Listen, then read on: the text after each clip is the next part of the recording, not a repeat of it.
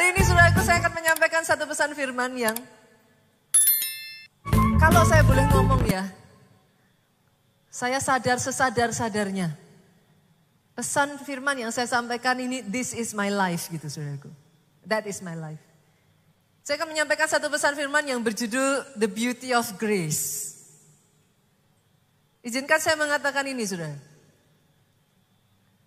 Mungkin hanya orang yang pernah mengalami yang paham apa yang akan saya katakan ini saudara. Grace makes it beautiful. Anugerah itu membuat hidup saudara jadi indah. Seperti yang saya katakan tadi, saya sadar sesadar-sadarnya saudara. Sadar sesadar-sadarnya hidup saya ini anugerah.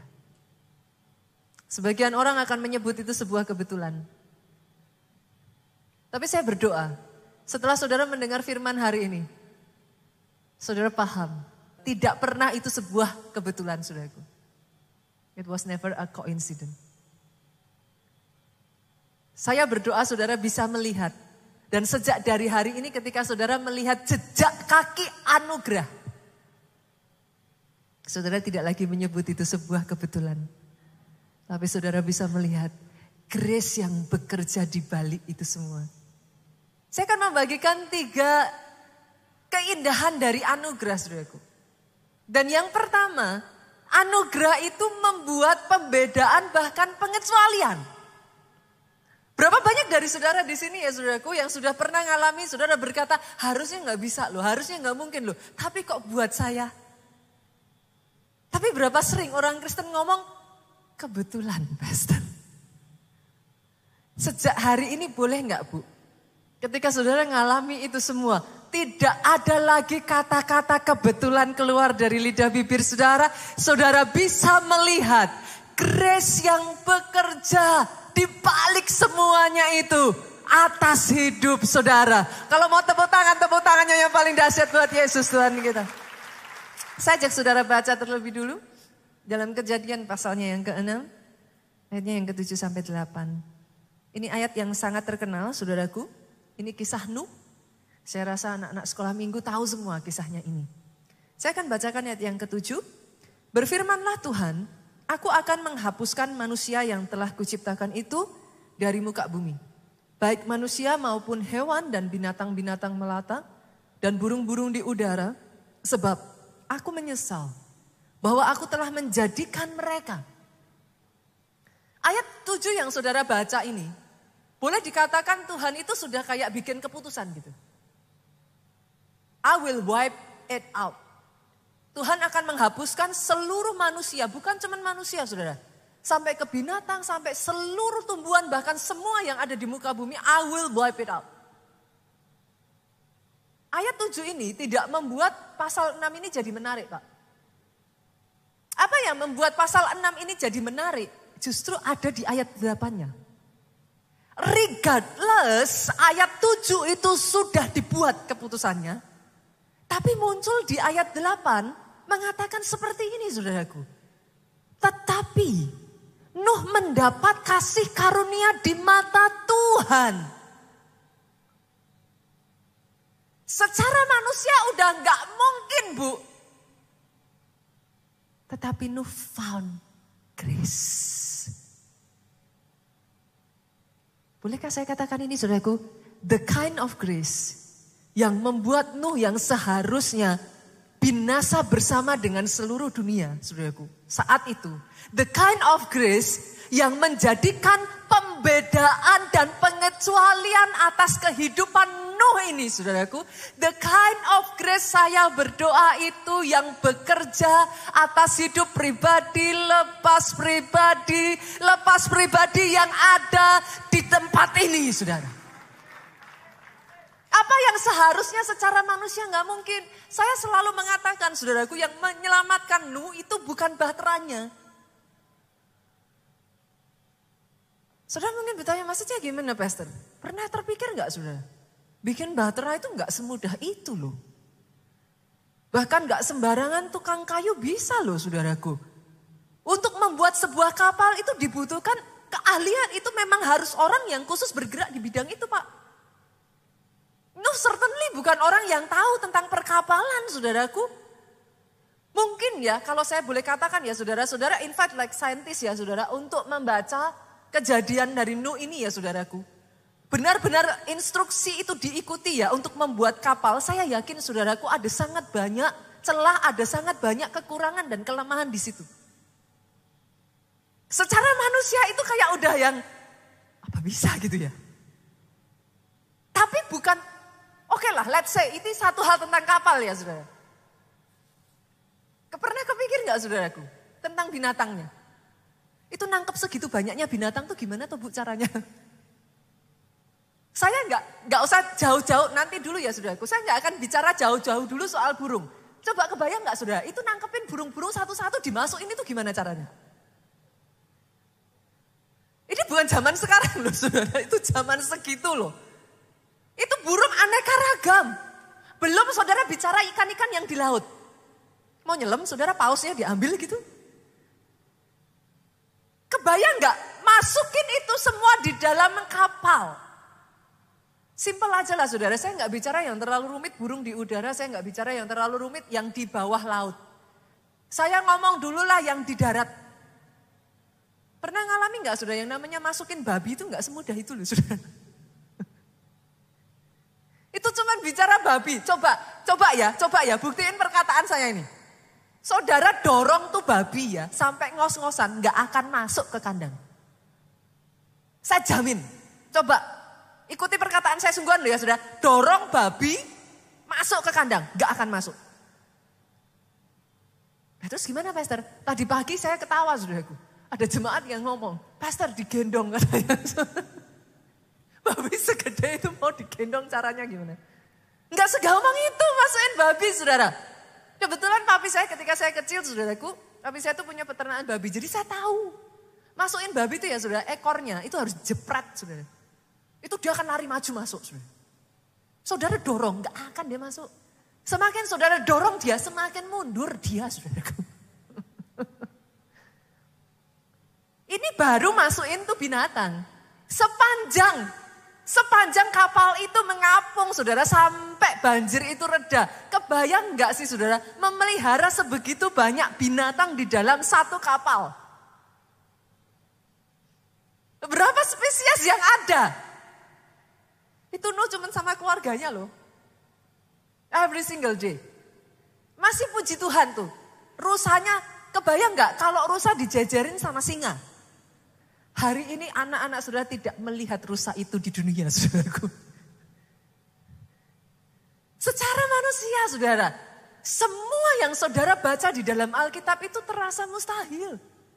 Bukankah karena itu bahkan orang Kristen pun akhirnya dengan halusnya ngomong gini. Pastor, tapi kan cerita Alkitab itu kan cuman cerita zaman dulu. Sudah ngerti yang saya katakan? Kasarnya saudara, pastor itu cuman dongeng. Kadang-kala kalau nggak hati-hati bahkan orang Kristen. Saudara membaca apa yang di dalam firman Tuhan. It's so difficult untuk saudara masukkan di dalam benak pikiran saudara. And it's easier buat saudara untuk berkata, itu cuma cerita zaman dulu. Tapi saya berdoa loh saudara hari-hari ini. Ada orang-orang saudara yang bisa melihat, yes, he's still working. Dia masih mengerjakan pengecualian, pembedaan atas kehidupan saudara. Yes, itu masih terjadi saudaraku.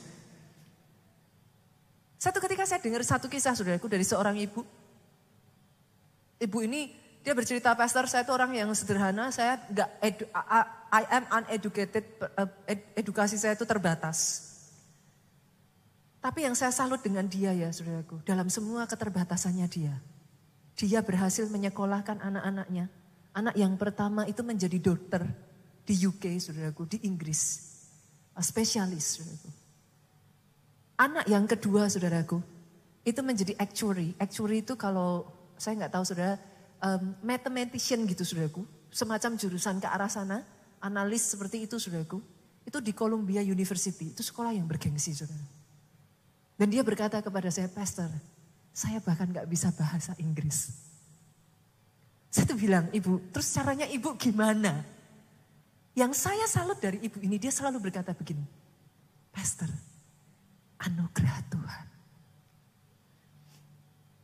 Satu hari, saudara, anak yang pertama dari ibu ini harus mengikuti ujian di kedokteran untuk naik tingkat. Seperti apa saya kurang paham gitu detailnya, saudara.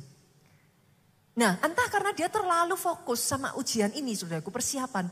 Dia itu entah terlupakan atau salah perhitungan. Ataupun dia mungkin gak terlalu cermat mengurus visanya. Sampai di satu titik, dia baru ingat, loh visanya harus diurus.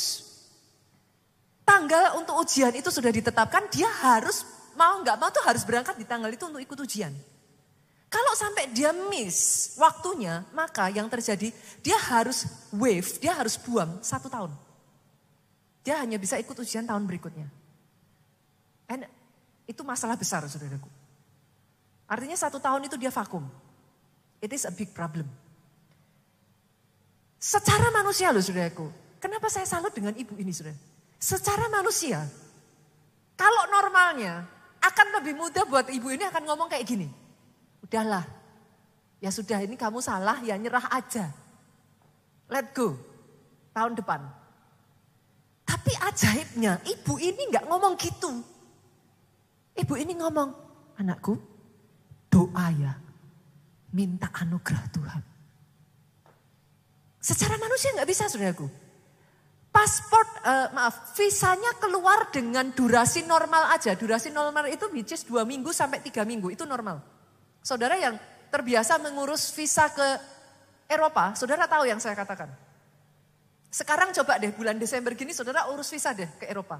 Saudara tahu apa yang saya katakan? Gak gampang, saudaraku. 2 sampai 3 minggu itu durasi normalnya visa keluar. Saya pernah dengar sih, visa keluar sekitar 10 hari saya pernah dengar. Tapi tahukah saudara visa keluar dalam waktu berapa hari? In 3 days, visa anak ini keluar. Apa yang tidak bisa jadi bisa, boleh nggak sejak hari ini saudara tidak lagi berkata kebetulan. Tapi saudara tahu, grace is working behind it. Ada anugerah yang membuat pembedaan. Ada anugerah yang harusnya nggak bisa, ada pengecualian. Itu yang dialami bangsa Israel pada saat bersama dengan Musa. Musa itu saking takjubnya dengan cara kerja anugerah ya saudara. Musa tuh sampai ngomong kayak gini. Kita buka ya Keluaran pasal 33 ayat 16. Dari mana gerangan akan diketahui bahwa aku telah mendapat kasih karunia di hadapanmu. Saudara, bagaimana orang itu bisa tahu kalau dalam hidupmu ada grace? Dengar ini baik-baik. Yakni aku dengan umatmu ini. Bukankah karena engkau berjalan bersama dengan kami? Bukankah karena Tuhanmu berjalan bersama dengan engkau di tempat ini? Sehingga kami dibedakan dari segala bangsa yang ada di muka bumi ini. The kind of grace yang bekerja dalam hidupmu saya berdoa jadi dalam hidupmu, saudaraku. Oh, kalau tepuk tangannya yang meriah, saudaraku. Kebayang gak sih saudara? Tuhan strike Mesir itu dengan 10 tulah loh. None of it. Gak satu pun bangsa Israel kena. Masuk akalnya di mana Pak? Mereka satu bangsa loh. Bangsa Israel itu dijajah Mesir. Mereka budak. How come? Bagaimana bisa? Kalau saudara masih ingat zaman Yakub membawa anaknya, kakak-kakak Yusuf masuk ke Mesir. Yusuf itu menempatkan mereka di satu daerah khusus namanya apa saudara? Goshen. Sampai detik hari ini saudaraku, saya kemarin ke Mesir dari sebelum ke Holy Land. Bahkan tour leader setempat mengatakan, Goshen masih menjadi daerah yang sangat subur sampai detik hari ini. Saudara melihat bagaimana Tuhan memeliharakan umatnya. Bangsa Mesir itu bangsa yang sangat kering, saudara. Hujan itu turun di Mesir, Pak. Bisa dihitung tangan harinya.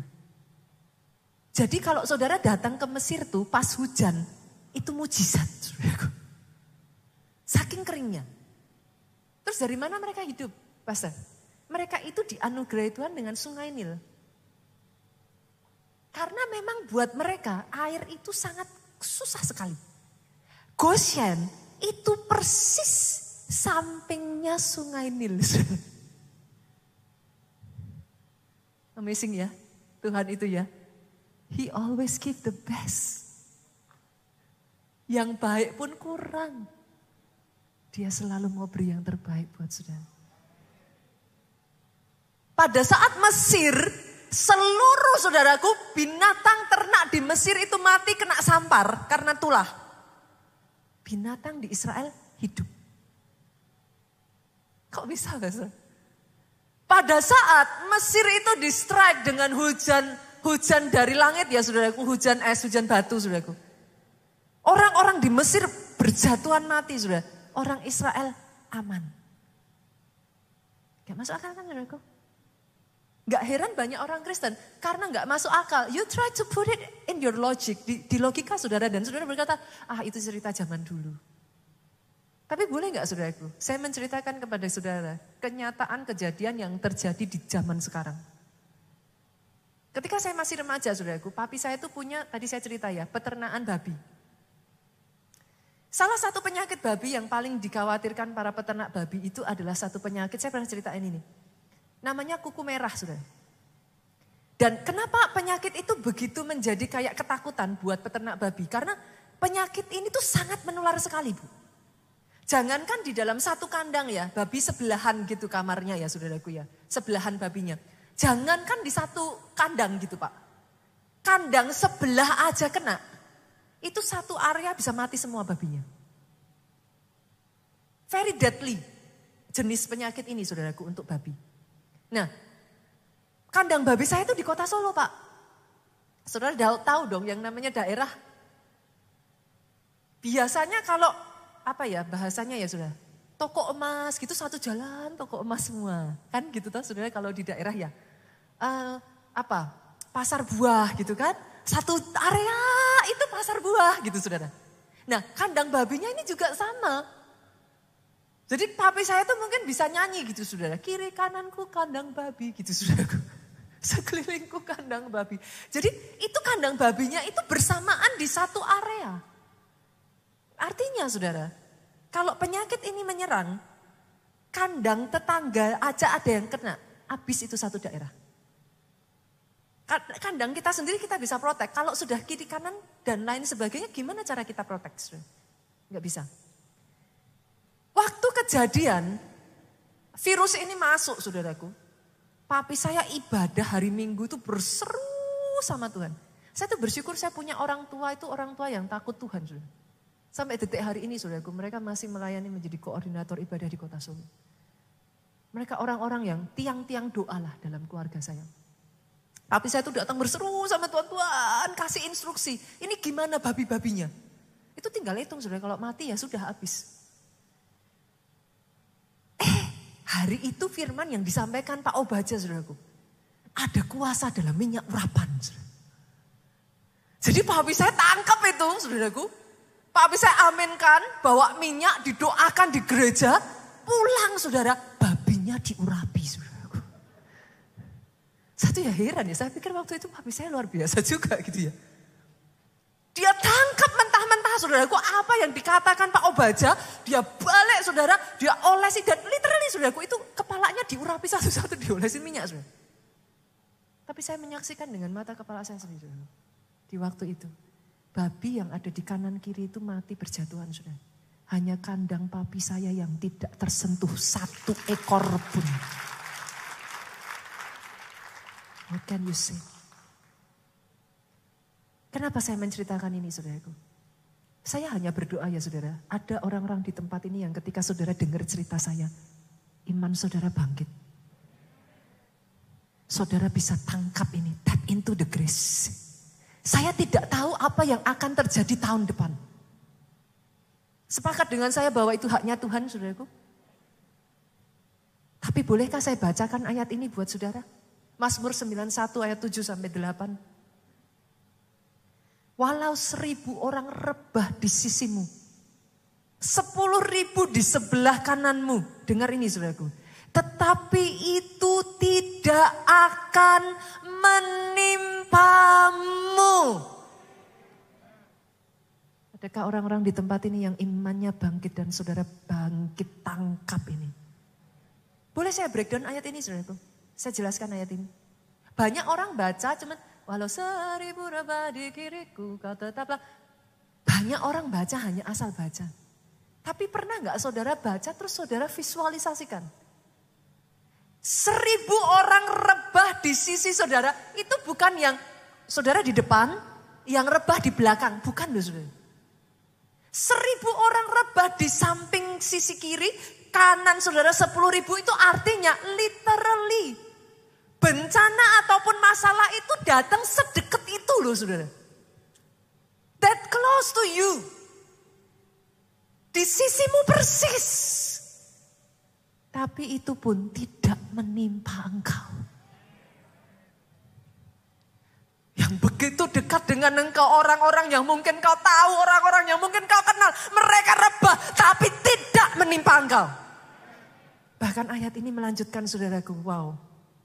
Engkau hanya menontonnya dengan matamu saudara. Oh.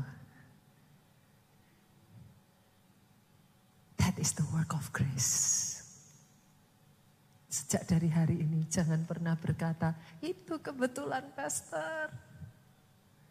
Tapi sadari, kalau kau diluputkan, kau dilalukan, itu adalah anugerah yang bekerja di dalam kehidupanmu saudaraku. Dan yang kedua saudara, grace itu membuat kita hidup dan hidup berkuasa. Saya ulang ya saudara. Grace membuat saudara hidup tapi bukan hidup kalah. Grace membuat saudara hidup dan hidup berkuasa. Ayatnya mana pastor? Roma 5 yuk kita buka. Ayat yang ke-17. Saya bacakan ya saudara. Sebab jika oleh dosa satu orang, Adam saudara, maut telah berkuasa oleh satu orang itu. Jadi gara-gara satu orang, dosa itu masuk saudara. Maka lebih benar lagi, maksudnya gimana? Maka lebih benar. Maka it's only make sense gitu saudaraku. Maka masuk akal kalau mereka itu artinya lebih dari satu ya saudara. Sepakat ya? Gak ada tuh yang namanya mereka satu orang kan? Mereka itu banyak. Nah kita harus cari tahu siapa mereka ini. Mereka yang telah menerima kelimpahan kasih karunia. Perhatikan ya saudara.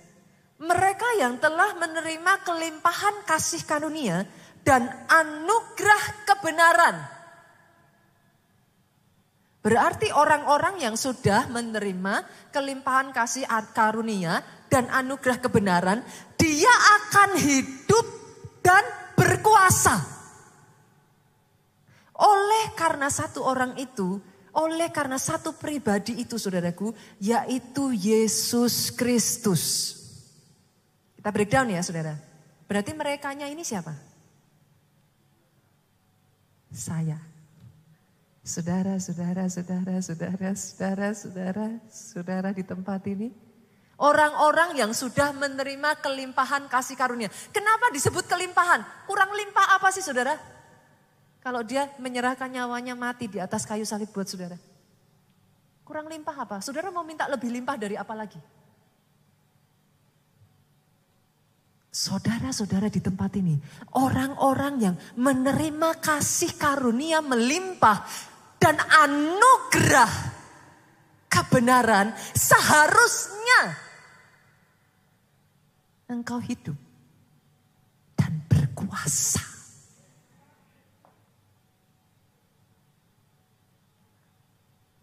Kok bisa pastor? Banyak orang yang sudah terima anugerah tapi kok hidupnya masih kalah. How can it be? Harusnya nggak boleh itu terjadi saudaraku. Masalahnya ya saudaraku, banyak orang tidak tahu kebenarannya. Akhirnya saudaraku, apa yang harusnya enggak wajar, saudara anggap wajar. Ya wajarlah manusia, pastor, kita masih manusia. Wajarlah kalau kita bisa kalah. Akhirnya yang saudara adopsi adalah pemikiran dunia. Dan pemikiran dunia itu mengatakan, saudaraku, hari ini di bawah, besok bisa di atas. Kan? Yang mana yang lebih dipercaya? Firman ngomongnya lain tuh. Engkau akan diangkat menjadi kepala dan bukan ekor tuh.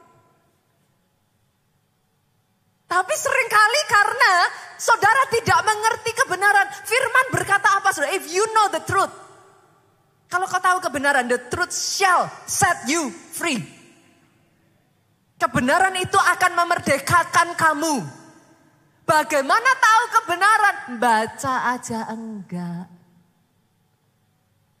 Pastor kok jahat? Saya enggak nyenggol, saya nabrak. Lah disenggol enggak sadar saudaraku. Itu sebabnya banyak orang akhirnya mengatakan okay, itu wajar kalau kami masih kalah. No, engkau diciptakan untuk hidup dan hidup berkuasa. Hidup berkemenangan. Yes, saudaraku. Berkemenangan dari apa? Berkemenangan dari dirimu sendiri.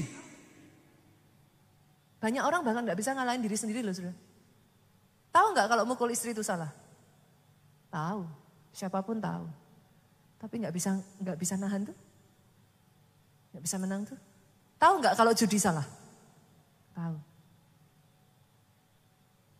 Sorry Pak, gak bisa menang tuh Pak. Boro-boro bicara soal Alkitab ya saudaraku. Saya yakin ya saudara, kita semua di sini akan sepakat kalau saya katakan ini. Selingkuh itu menyakiti pasangan, setuju gak saudara? Semua setuju. Tapi kalah tuh sama hawa nafsu Bu. Tahu gak itu salah? Tahu. Gak usah buka Alkitab saudara, tahu kok itu salah. Tapi gak bisa menang tuh sama diri sendiri. Gak bisa menang sama hawa nafsu. Gak bisa menang sama dosa. Tahu gak kalau bohong itu dosa? Anak kecil aja nyanyi, bohong itu dosa. Tahu dong saudara. Tapi gak bisa menang tuh. Masih bohong gak? Paling kalau ini kan saudaraku, saudara ngomongnya gini. Tapi kan bohong putih pastor. Tikus putih, tikus hitam, tikus abu-abu tetap. Saudara yang bilang lu ya. Mau bohong putih lah, mau bohong besar lah, mau bohong kecil, mau bohong hitam lah, apalah saudaraku tetap bohong.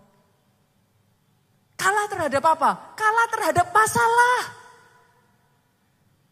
Hari ini saya berdoa ya saudara. Saudara mengerti kebenaran firman ini. Engkau yang menerima kasih karunia ditentukan untuk hidup dan hidup berkuasa. Terus caranya gimana saya bisa hidup berkuasa pastor? Masalahnya banyak orang, kenapa? Kok gak bisa hidup berkuasa? Gak menggunakan kuasanya. Cara gunain kuasa gimana pastor? Saudara kalau lihat ya, orang ngadepin masalah kebanyakan loh. Ketika masalah datang, apa yang mereka lakuin? Khususnya ibu-ibu, apa yang mereka lakuin? BBI.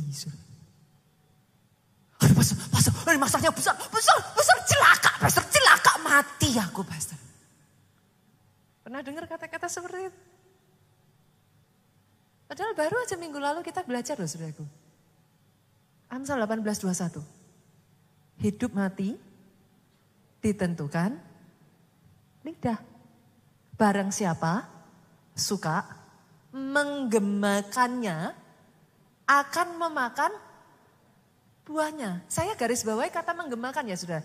Suka menggemakan itu sekali, dua kali atau? Yang namanya menggemakan, sorry loh saudara. Kata gema, saudara tahu gema? Kalau saudara ngomong halo, baliknya halo aja. Kalau itu lari saudara, itu bukan gema saudara. Kalau cuma balik sekali, saudara lari cepat saudaraku. Yang namanya gema, saudara ngomong halo, halo, halo, halo, halo. Ngomongnya sekali, baliknya itu loh saudara. Kebayang gak saudara? Kalau tiap hari saudara bilang, mati aku, habis aku, cilaka. Itu gemanya terus gimana saudara? Yang saya heran orang Kristen tuh ya sama-sama punya energi kok ya dipakainya kok yang itu gitu loh saudaraku.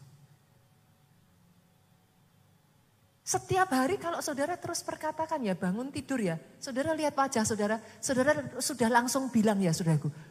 Wajah kayak gini. Apa bisa sukses ya?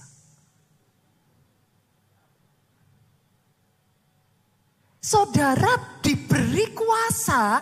Tapi saudara pakai kuasanya untuk ngancurin diri sendiri. Self destruction saudara. Boleh gak mulai hari ini? Gunakan kuasa di mulutmu untuk menciptakan masa depanmu. Sebagian orang bilang gini sama saya, Pastor, bukankah itu namanya ngayam-ayam awae? Apa orang Jawa ya, saudaraku? Ngayam-ngayam diri sendiri, saudara. Kita menenangkan diri sendiri. Itu munafik, Pastor. Ngomong yang tidak seharusnya. Saya ajak ya saudara melihat cara Tuhan, cara Yesus, cara Tuhan menyikapi sebuah masalah. Masih ingat penciptaan saudara? Oke, ingat dong. Pada awalnya Alkitab mencatat dunia itu gelap atau terang? Gelap. Belum berbentuk, artinya kacau saudara. Coba baca Alkitab saudara. Ketika Tuhan melihat itu, apa yang Tuhan katakan? Wow, gelap. Baca Alkitab saudara lagi, tertulis kayak gitu enggak saudara? Apa Tuhan tambahin ngomongnya gini, wow gelap sekali. Gitu saudaraku. Loh Tuhan munafik dong. Saudara bisa mengerti yang saya katakan? Firman Tuhan tidak pernah mengajarkan kita menceritakan kejadian masalah yang ada di depan kita. Alkitab itu ngomongnya gini saudara. Jika engkau percaya, maka akan terjadi. Bukan sudah terjadi, maka engkau percaya.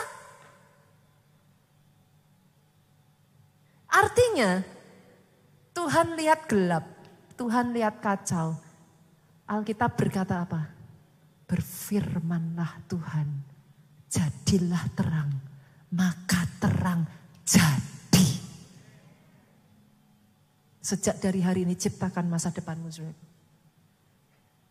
Masa depan seperti apa yang Tuhan rencanakan atas hidupmu. Perkatakan itu. Pakai perkataanmu.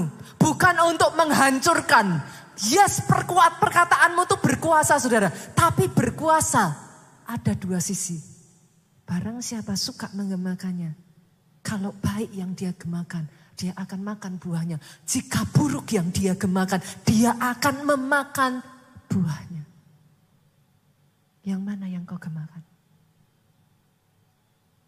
Pakai perkataanmu saudaraku. Ciptakan masa depanmu. Sejak dari hari ini perkatakan. Kalau saudara pagi hari bangun lihat kaca, katakan, aku orang yang diurapi Tuhan. Aku orang yang dipakai Tuhan. Aku orang yang diberkati Tuhan. Aku konglomerat. Aku miliarder. Loh, katakan saudara. Jangan mulutnya ngomong, aku konglomerat. Konglomerat. Saya masih ingat yang saya katakan ya saudara. Kata kuncinya ini, sepakat. Karena banyak orang ininya ngomong, ininya gini saudara. Sudah mengerti yang saya katakan? Saudara ngomong, aku miliarder. Kejauhan pastor. Mengerti ya saudara yang saya maksudkan? Oke ya. Berani ya saudara? Izinkan the beauty of grace bekerja atas kehidupan saudara di tempat ini. Boleh tepuk tangannya yang paling dahsyat buat Yesus Tuhan kita. Yang ketiga saudara, the beauty of grace ini yang menyenangkan sekali. Membuat hidup selalu penuh dengan kemurahan. Bahkan dalam kondisi sedang diizinkan ada masalah, Pastor. Yes. Bangsa Israel itu ya saudaraku ada di dalam pembuangan pada saat Esra menulis ini. Esra 9 ayat 8 sampai 9 saudara. Dan sekarang baru saja kami alami kasih karunia daripada Tuhan Allah kami. Yang meninggalkan pada kami orang-orang yang terluput. Memberi kami tempat menetap. Sehingga Allah kami membuat mata kami bercahaya dan memberi kami sedikit kelegaan di dalam perbudakan kami. Ayat 9 ini ya saudaraku, ini menyentuh hati saya saudara. Karena sungguh pun kami menjadi budak, kondisinya tuh lagi gak enak. Jadi budak apa enaknya? Bangsa Israel tuh sedang ada di dalam pembuangan saudara. Yes, bukankah kadang-kadang Tuhan izinkan masalah terjadi saudaraku? Tapi dengar ini, sekalipun, sungguh pun kami menjadi budak. Tetapi di dalam perbudakan itu kami tidak ditinggalkan Allah kami.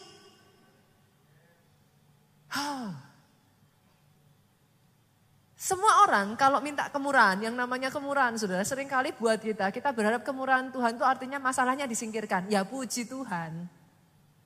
Kalau itu yang terjadi ya oke. Itu salah satu cara Tuhan memberikan kemurahan. Masalahnya disingkirkan ya oke. Tapi tahukah saudaraku ada cara kerja kemurahan yang kedua Pak? Diizinkan terjadi. Tapi tidak pernah ditinggalkan. Diberikan kekuatan. Sampai melalui semuanya itu. Plus berkemenangan. Itu pun anugerah.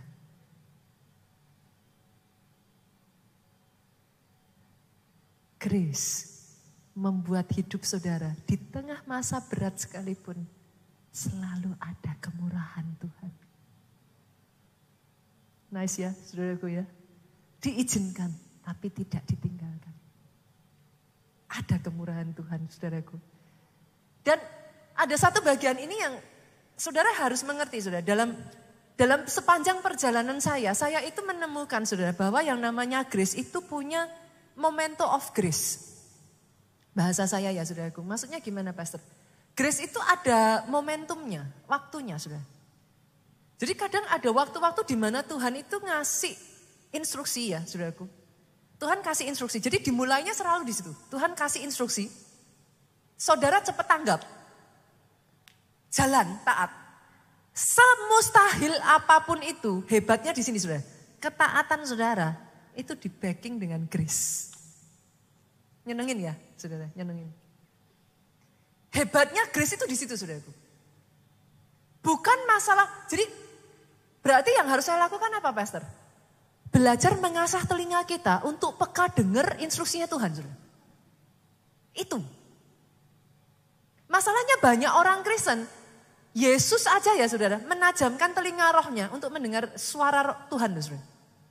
Daniel kurang hebat apa Daniel? Dipakai 3 generasi raja-raja.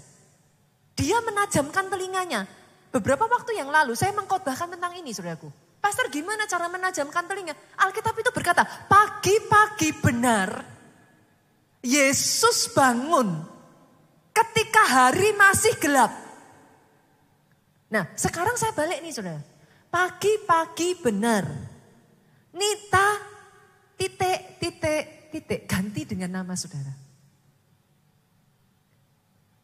Banyak orang Kristen gak menyadari loh saudara. Pentingnya instruksinya Tuhan. Kenapa sampai dikatakan satu perkataan dari Tuhan saja ya. Itu keajaiban. Masalah orang Kristen yang pertama, sukanya copy paste. Apa-apa di copy paste. Instruksinya Tuhan di copy paste. Kebayang enggak? Tuhan suruh Nuh bikin bahtera. Musa ikut-ikut, aku juga bikin bahtera. Sekarang saudara ketawa. Nah, tapi orang Kristen suka gitu dong. Yang itu di gini, aku ya tak ikut-ikut. Kok itu terjadi? Kok aku tidak? Loh instruksinya Tuhan itu emang untuk setiap orang tuh beda-beda saudara. Satu itu saudara. Yang kedua, sudah dikasih instruksi, ragu. ragu. Saudara tahu apa yang terjadi di gereja kita di PIK itu ya saudara? Itu yang saya sebut sebagai moment of grace. Secara manusia hitam di atas putih ya saudara, nggak bisa. Nggak bisa. Itu karena dari kita itu, saya tuh salutnya ya saudaraku, kita tuh punya leader, orang-orang tuh yang baik Pak Pastor Obaja maupun Pastor Jody ya saudara. Saya tuh melihat dalam hidup mereka ya saudaraku. Kadang nggak usah saudara lah, saya aja banyak kadang nggak ngerti gitu saudaraku. Karena kadang mereka itu belajar untuk dengar suara Tuhan dan ngikuti exactly. Ngikuti orang-orang seperti ini nggak gampang saudara. Kenapa? Karena kadang nggak masuk akal. Kadang kayak buat saudara tuh kayak ini gimana sih gitu. Harusnya nggak gitu. Ya harusnya kemarin masa pandemi nggak bangun saudara. Itu harusnya memang begitu. Tapi ketika mereka datang sama Tuhan, Tuhan apa nih yang Tuhan mau? Tuhan bilang go. Itu tuh tinggal gini loh saudara, apa sih? Imannya saudara nyampe enggak gitu? Moment of grace. Sebenarnya saudara, iman saudara enggak nyampe pun saudara tabrak ya, itu grace akan backing saudara. Tapi kan kita karena udah enggak nyampe dulu kita mundur kan. Kita let go kan, kita lepas saudara. Hilang. Saya enggak tahu apakah kalau saya ngomong gini saudara bisa nangkep atau enggak. Saya berharap saudara bisa mengerti yang saya katakan ini. Karena berkali-kali dalam hidup saya saudaraku, saya tuh ngalami beberapa kali Tuhan itu sudah kasih kesempatannya. Sayanya yang gak berani. Kadang tidak sadar ngelakuin itu, tapi sayanya yang berani, gak berani dan saya ngomong sama Tuhan, enggak lah Tuhan, dilepas sama Tuhan. Dikasih ke orang lain. Wah, itu nangisnya lumayan itu saudara. Saya tahu rasanya itu. Saya pernah ngalami itu dan I understand gitu. Karena saat momento grace itu lewat ya saudara. Saudara mau gimana pun gak bisa kok. Itu tuh ada momentumnya saudara. Itu yang dialami bangsa Israel. Saya tutup dengan ini ya saudara. Bangsa Israel, Tuhan itu kasih perintah, instruksinya apa bu? Masuk tanah perjanjian. Pergi ambil tuh tanah perjanjian. Pertanyaan saya loh, itu dari Tuhan atau bukan? Dari Tuhan ya saudaraku. Bangsa Israel generasi pertama masuk tanah perjanjian enggak? Kok bisa? Yang salah di mana nih? Tuhan PHP? Janjinya Tuhan enggak ditepati? What happened? Kok bisa mereka enggak masuk? Itu Tuhan udah janji loh. Karena saudara, pada saat Tuhan katakan ke mereka, go! Mereka ngomong, 10 pengintai ngomong sama bangsa Israel, jangan masuk. Kita di situ kayak belalang loh, nanti kamu diinjak loh, penduduknya kayak raksasa loh, kita kalah. Mereka mundur sudah. Tapi yang enggak diketahui banyak orang, mereka tuh menyesal. Ayatnya mana Pastor? Saya bukain. Kita buka ya, bilangan pasalnya yang ke-14, ayatnya yang ke-39 sampai 45. Saya bacakan agak sedikit lompat-lompat sudah. Setelah Musa menyampaikan perkataan ini kepada semua orang Israel, maka berkabunglah bangsa itu dengan sangat. Jadi Musa tuh ngomong, oke, kamu gak bisa masuk nih, gitu. Itu mereka sedihnya minta ampun. Saya tuh bisa ngerti ayat ini, saya paham sekali ayat ini. Karena saya pernah ngalami sudah. Saya pernah ngalami dan itu karena kebodohan saya sendiri. I realize it. Saya sadar sesadar-sadarnya. Kesempatan itu di depan mata saya. I throw it away. Kenapa saya tahu sudah? Ayat ini lanjut ngomong gini sudah. Dan keesokan harinya bangunlah mereka pagi-pagi hendak naik ke puncak gunung sambil berkata, sekarang kita hendak maju ke negeri yang difirmankan Tuhan itu. Mereka tuh nyesel. Mereka nyesel karena waktu itu mereka gak ngelakuin, sekarang mereka ngomong sama Tuhan. Ya udah Tuhan kalau gitu sekarang aja. Kami siap, kami mau kalau sekarang. Apa yang Tuhan katakan saudara? Tetapi kata Musa, maka apakah kamu hendak melanggar titah Tuhan? Hal itu tidak akan berhasil.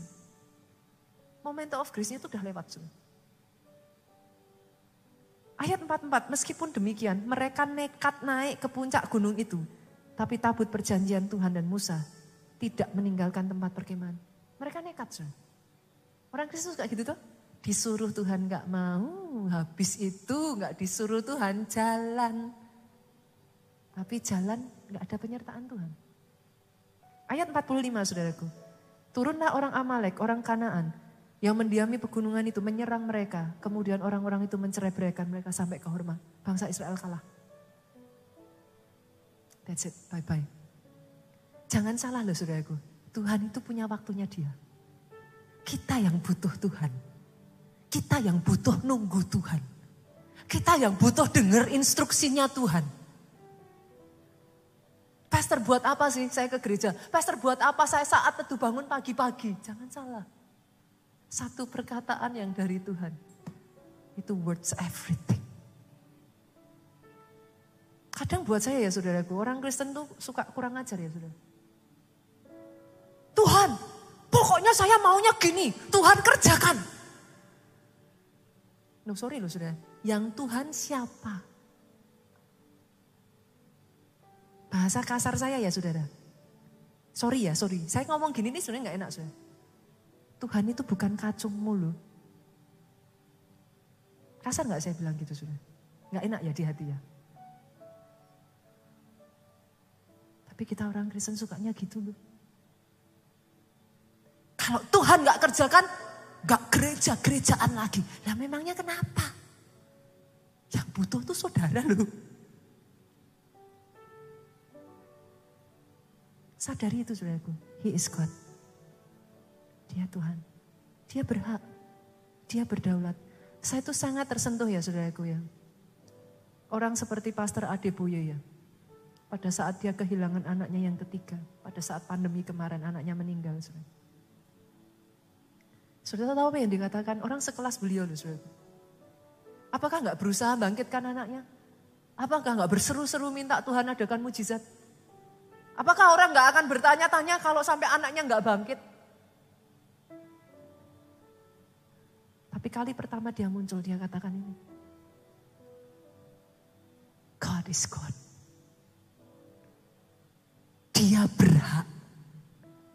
Dia bahkan tidak perlu memberikan penjelasan apapun kepadaku. He is God.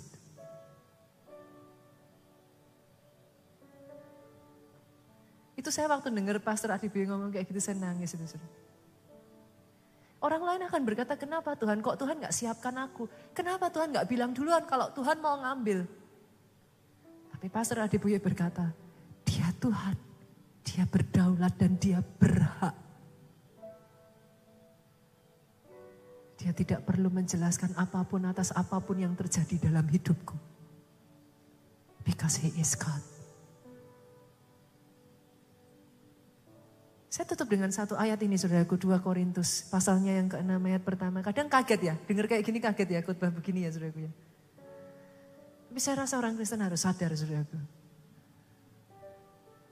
Dia bukan Tuhan yang bisa saudara suruh-suruh setiap saat.